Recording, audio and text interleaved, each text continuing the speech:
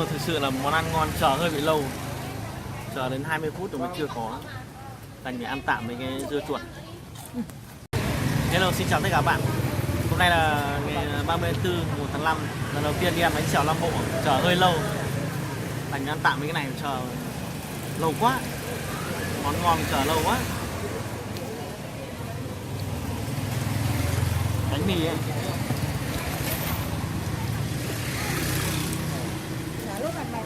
Của quan đâu thế? Đây.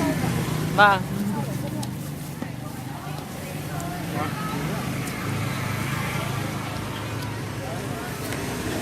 Tặng rau sống ấy.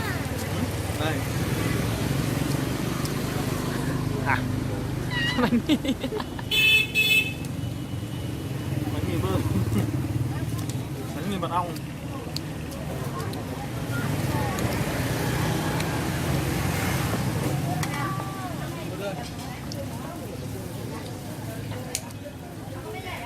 Hai anh em nhà Bin Boy chỉ ăn bánh mì mật ong thôi. Giờ bánh xèo hơi lâu.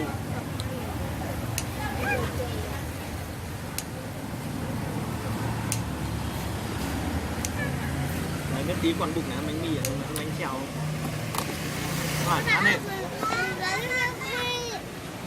Ăn xong rồi đi siêu thị nhá.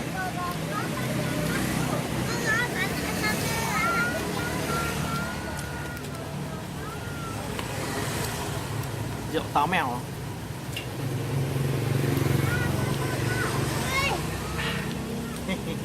Cạch cái nhỉ? Cạch cái. Tâm rồi. 1, 2, 3 rô nhá. 1, 2, 3 rô nhá.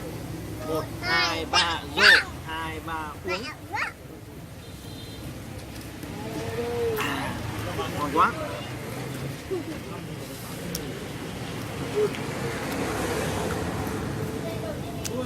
Mời các bạn cùng ăn cùng gia đình.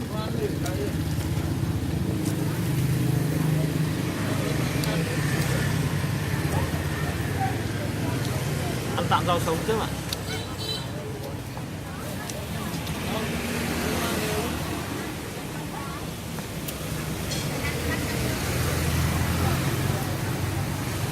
Quá ngon là phải chờ lâu không? Ngon không?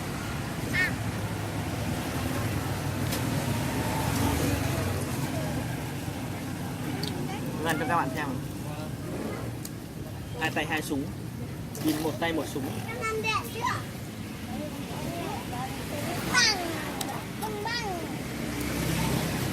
Bang.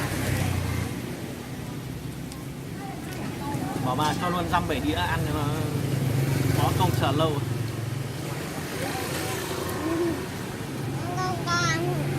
Con ăn được không? Ăn được không?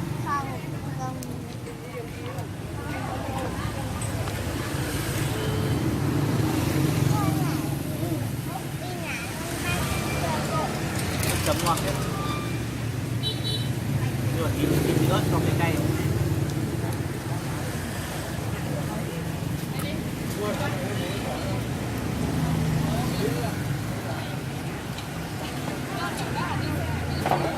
Xúc miệng tí rượu.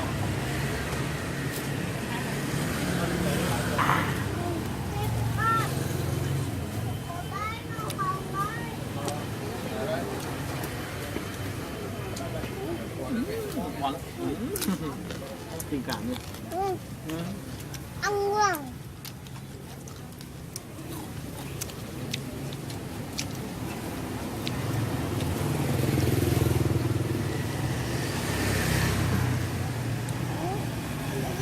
Rau sơm.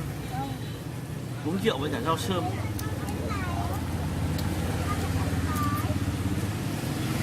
Cà lốt à? Cà lốt.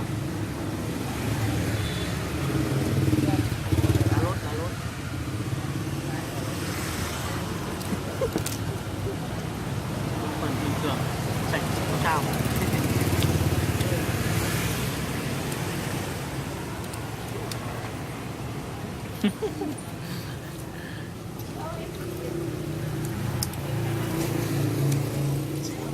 Quá tải.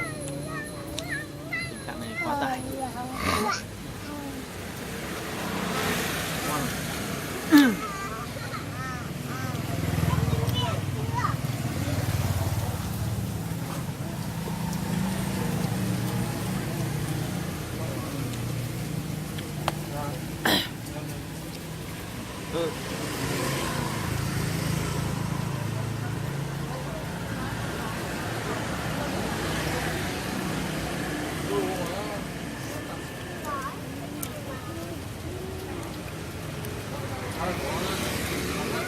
xèo là 10.000 một cái, trên tiền là 10.000 một cái.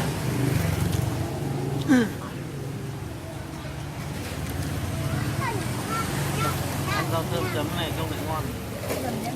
Vâng. Cho cháu thêm nhiều nhiều tí nhá U nhá. Bánh xèo Nam Bộ đây rồi. Bánh xèo Nam Bộ.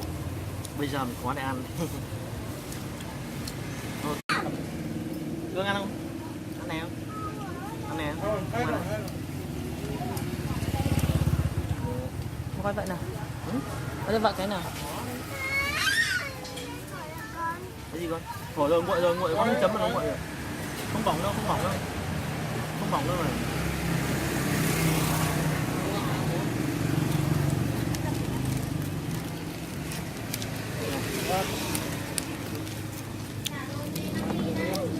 Ngon không? Để đấy.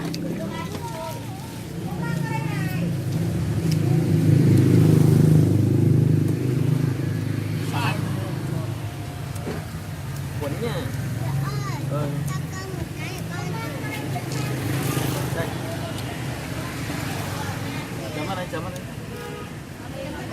Chấm vào đây con.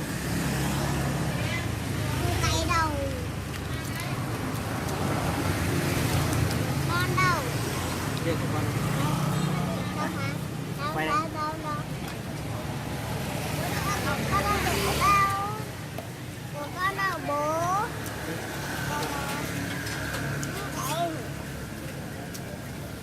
Chưa đủ độ cay. Bớt yêu con không có. Rồi. Bớt yêu con không có rồi. Không ăn rau.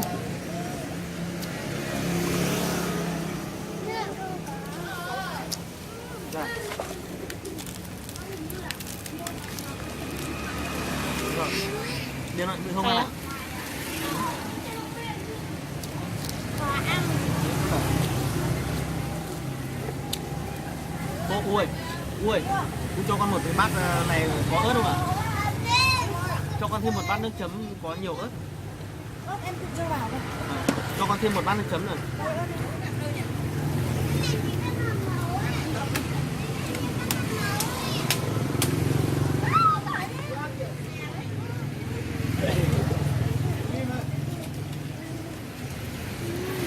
Rồi con xin, con phải ăn cay. Chưa cay.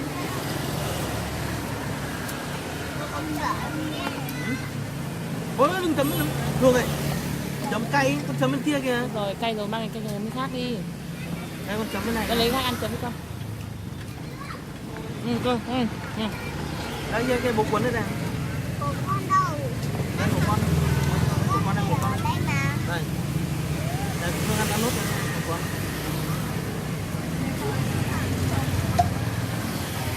Đây.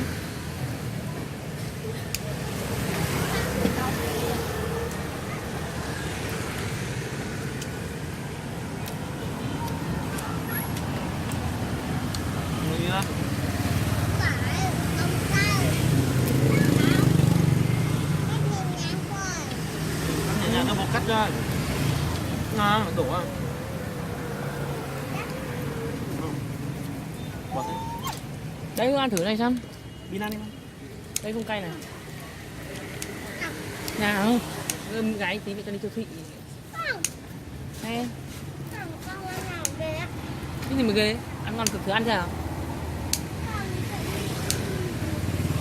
Nhắm Bin nó ăn nó bầm đây. Bây giờ đi bông gì? Kìa. Xấu hổ.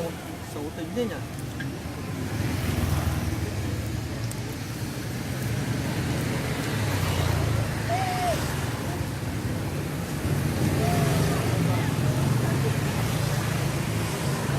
Em ăn thôi bác luôn.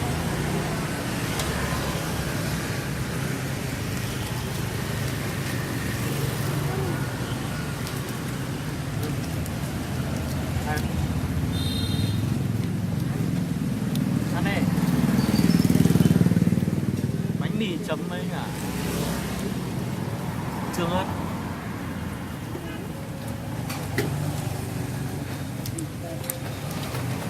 Có đường thấm cay. Con này nè.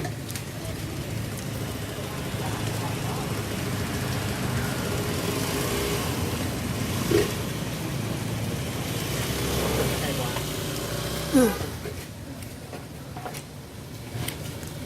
mình cay quá. Hương ơi.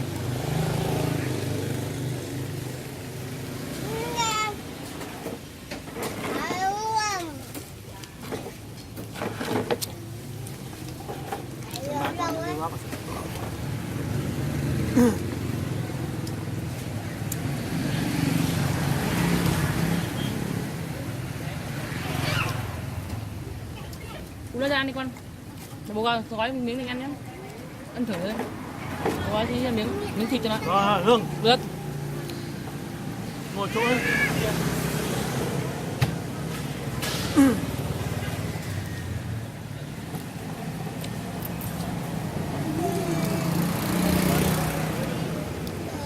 Hương ơi, bố bảo không nghịch đá.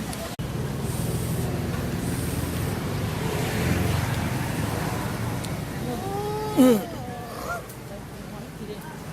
thử cái thịt đi mẹ. Nghe vào đi. Em. Em. À. Vậy.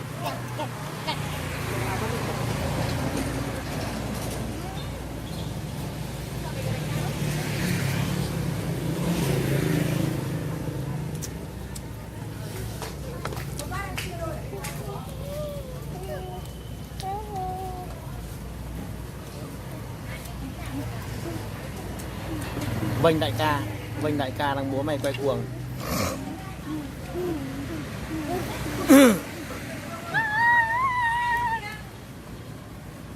Toàn thấy rau nổ quá. Ăn cái này nữa. Ăn. Hả? Cái gì con? Sao? Ăn. Cho vào đây. Con sao mẹ đi vô. Đây, mẹ có rau. Con phải ăn nữa mà, con phải ăn. Ủa, này hả?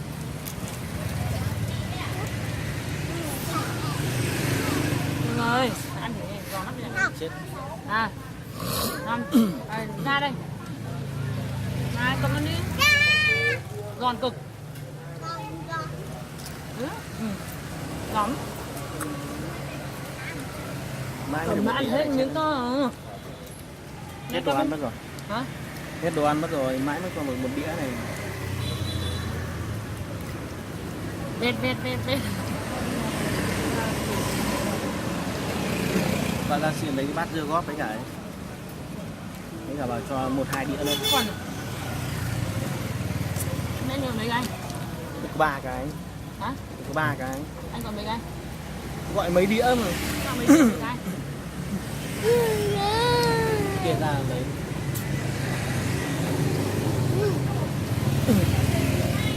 Mẹ ơi, ăn đi chơi. Tí nữa. Hai lòng lòng thở lớn cái cửa rồi. Cười giờ. Con giờ.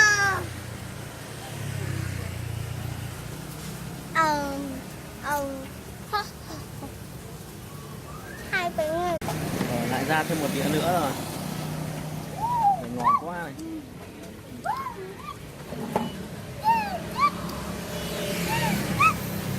Này, cho vợ đến lượt.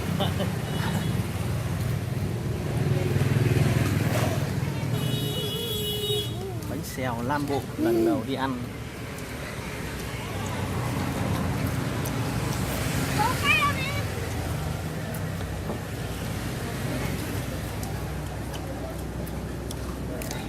Bây giờ ông cam thả lâu rồi cơ.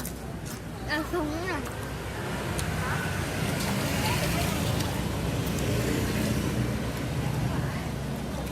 Khá nhân vật. Khá nhân vật chính thức bắt đầu lên sóng.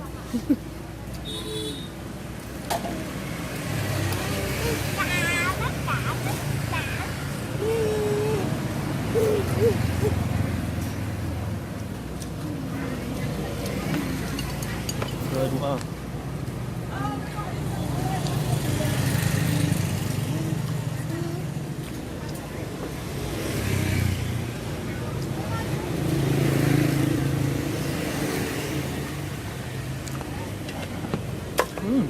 Chết Cái gì rồi. ấy? Rồi, Đây kìa. nhặt Không lên phải nào. cái gì ấy? Nhặt đi ấy.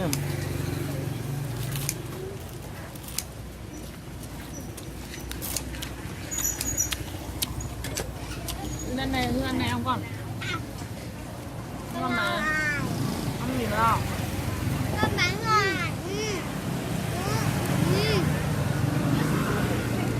Anh này anh thò hai răng này. Anh pin boy anh thò hai răng. Wow, trông giống con cáo á. Này Hương Ăn quay, đâu? Hương quay cho mẹ ăn. Ăn đâu? Đâu sống. Giảm hết tốc độ thi công.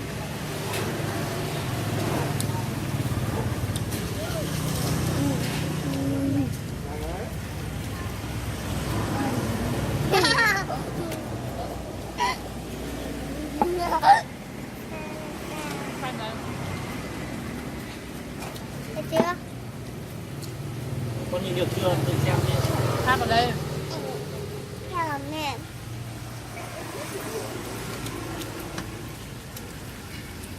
Nhìn ra vào kia. Đây.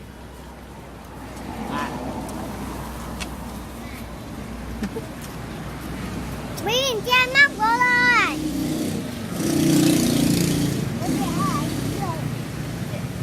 Hả? Xương á. Đấy là gì nhỉ?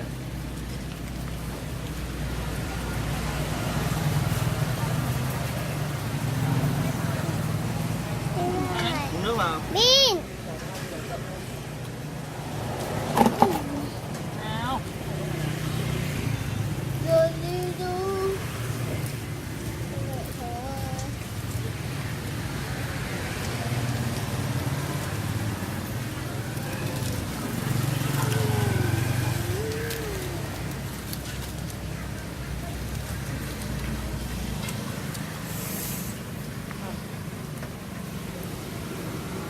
Ừ.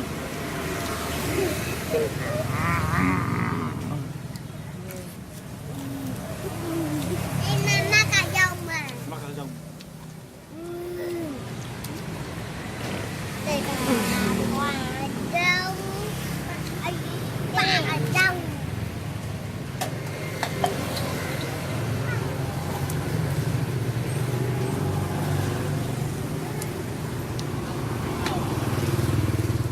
Mẹ ngon đấy nhỉ.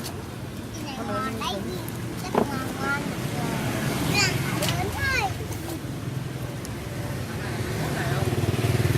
Đưa bộ tơ ở đây đi. Cho con đi. Đây. Các bạn. Quấn vào. Đây là tí nào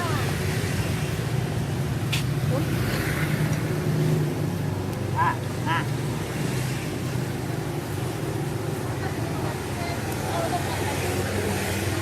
Đây này. Ừ. Cái kè em đây nè. Không. Cái này là cô. Ngon.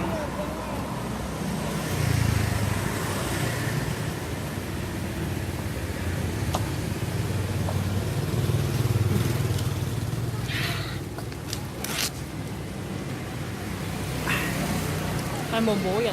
Hả? Ngon hết nhỉ. Nó ngủ.